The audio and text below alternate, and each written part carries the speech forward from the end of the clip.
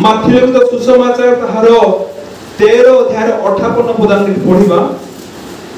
प्रभु जीशु ख्रीष्ट आपणार मातृभूमि अर्थात नाजरेत को जाई थांती सुसमाचार प्रचार करबा निमंते एवं अनेक रोगी मानको सुस्थ करबा निमंते आश्चर्य कर्म को साधन करबा निमंते जीशु ख्रीष्ट नाजरेत को जाई थांती। किंतु दुखर विषय सेही नाजरेत रो निज लोक माने जीशु ख्रीष्ट को ग्रहण कले नाही एवं जीशु ख्रीष्ट को विश्वास कले नाही।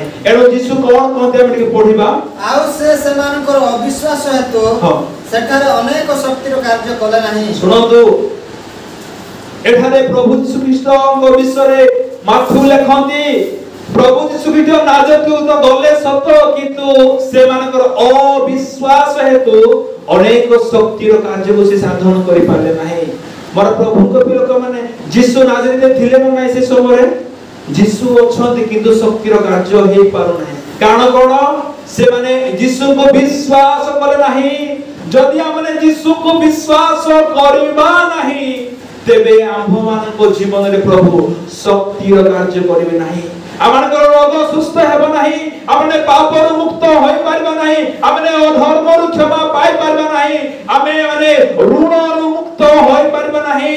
कारण आमनकर विश्वास जीशु ठारू शिफ्ट हे लोक मानक प्रति होउछि। आमे जति के विश्वास जीशु को करूना सेति विश्वास लंसार मान को करूछ। सतना मिछ जीशु टंका जुगाई परबे नाही बोली आमे लंसार मान को सहाय्य नै होछु।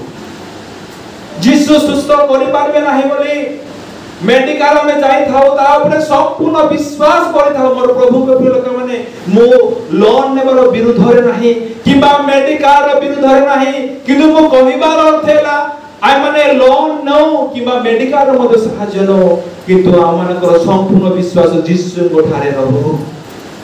दे मोर प्रभु के लोक माने आमानकु सिए ऋणरु मुक्त करिवे आमानकु सिए पापरु मुक्त करिवे आमानकु सकल बंधन से आमानकु मुक्त करिवे।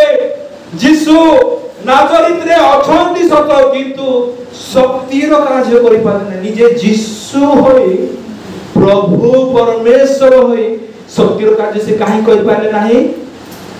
मनुष्य मानकर अविश्वास हेतु ताको विश्वास न करबा हेतु निजे प्रभु रे सुधा से किछि करि पाले नाही। मोर प्रभु को लोक माने आमे जदि जीशु ठारे अविश्वास हो अविश्वासी हो तेबे किछि प्रभु जीशु ख्रीष्ट मानकर सपक्ष रे करि पारिबे नाही। आमानकु से सुस्थ करि पारिबे नाही। आमानकु से अनुग्रह करि पारिबे नाही। आमानकु से आशीर्वाद करि पारिबे नाही। आमानकर परिस्थिति को से परिवर्तन करि पारिबे नाही। आमानकु से मुक्त करि पारिबे नाही। जीशु ठारे एही कारण हेतु आमानकर पूर्ण विश्वास रहु।